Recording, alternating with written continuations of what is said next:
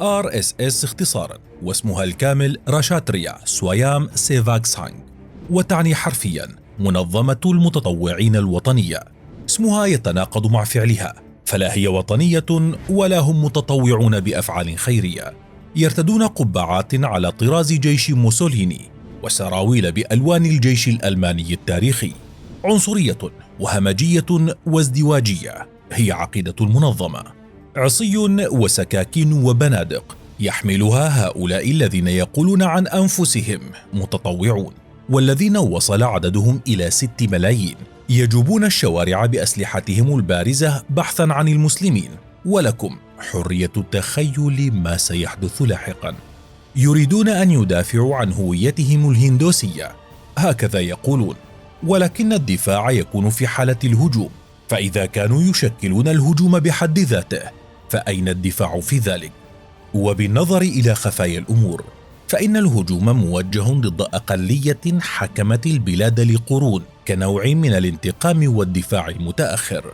تطمح الRSS لأن تكون الهند مكونة من الهندوس بشكل خالص، وتعتمد في ذلك على عقيدة هندوتفا المتطرفة، والتي تعتبر المحرك الأساسي للمنظمة. بقيت تلك العقيدة لعقود خارج المنظومة الهندية السياسية، حتى اليوم الذي نجح فيه الحزب الحاكم بقيادة مودي باستلام زمام الأمور. وما يحدث للمسلمين اليوم في الهند يمكن تفسيره بناء على 3 مكونات مرتبطة ببعضها البعض: عقيدة الهندوتفا، منظمة RSS، وحكومة ناريندا مودي. وقبل أن نبدأ بالحديث عن هذه المكونات، ندعوك للاشتراك بالقناة والإعجاب بالفيديو. عقيدة الهندوتفا: لا يريدون للهند أن تكون دولة علمانية، ويجب على الدولة أن تكون ذات هوية هندوسية.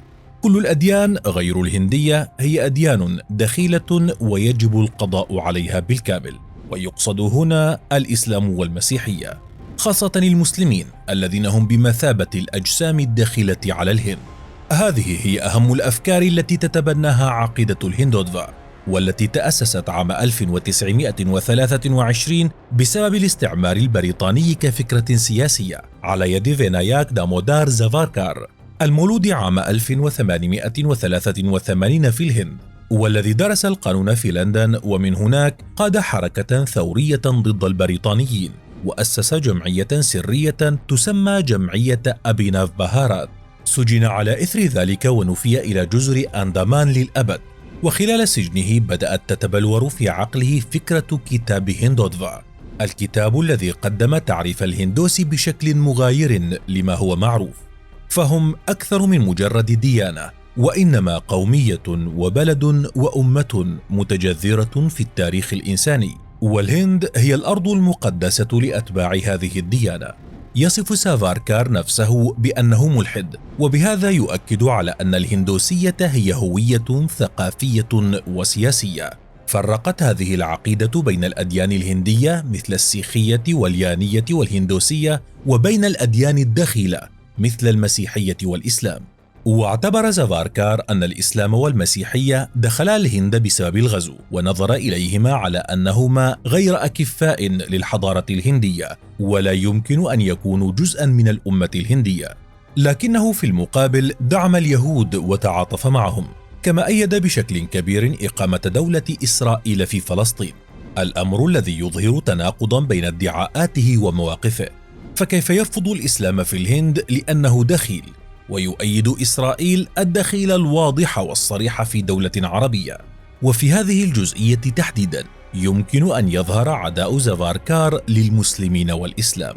وبعيدا عن معتقداته المتناقضة، ونتيجة لكتاب سافاركار الذي تحول فيما بعد لعقيدة، ظهرت عدة منظمات تعمل بمخرجات الكتاب وتدافع عنه، وكان أهمها وأكثرها عداء وتأثيرا هي منظمة RSS.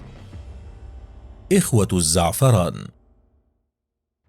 تأسست RSS في عام 1925 على يد كيجاف باليرام هيديغوار، وهو طبيب في مدينة ناغبور بالهند البريطانية. اتخذت المنظمة لها علما بلون الزعفران لأنه يعتبر لون الحظ بالنسبة للهنود.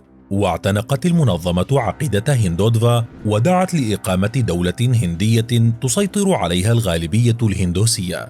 في البداية كانت نشاطات المنظمة خجولة حتى عام 1940 عندما ترأسها غولوالغار هيدغوار وأطلق عليه لقب المهندس الأيديولوجي للمنظمة، حيث حولها إلى منظمة شبيهة بالفاشية الإيطالية، بعد أن ادعى أن للهندوس عرق يتفوق على باقي الأعراق ويجب المحافظة عليه بكل الطرق الممكنة.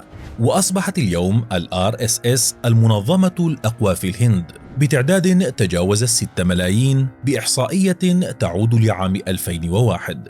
ويقول الهندوس عنها أنه لا يوجد منظمة في التاريخ وصلت إلى هذا العدد الكبير. لدى المنظمة معسكر اسمه كيشاف ويقع فيه المقر الرسمي للمنظمة.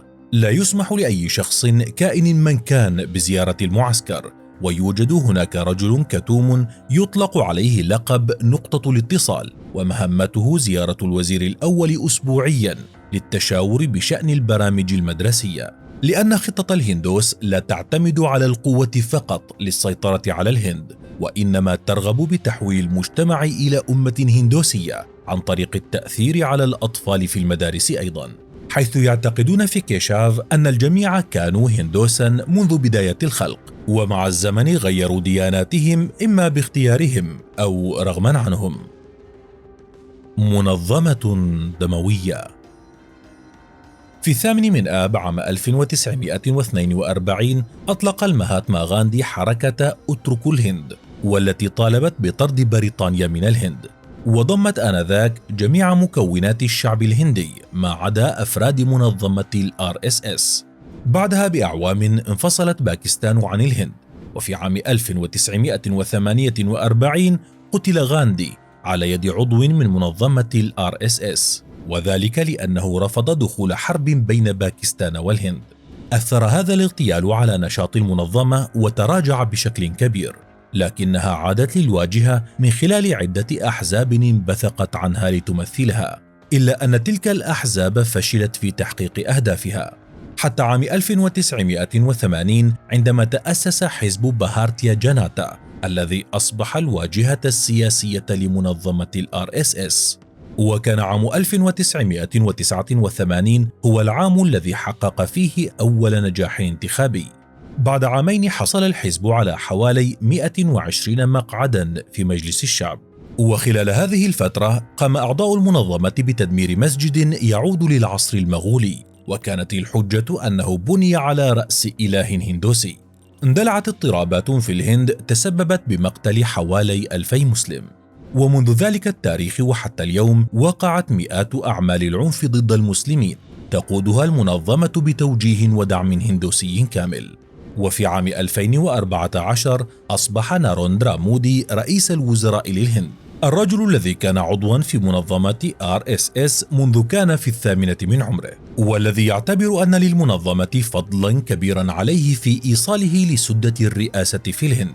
وما يفعله اليوم من معاداة للمسلمين وتغطية جرائم المنظمة ما هو إلا بمثابة رد الدين لمنظمة ال RSS. فإلى متى ستبقى أعمال العنف في الهند مستمرة ضد المسلمين؟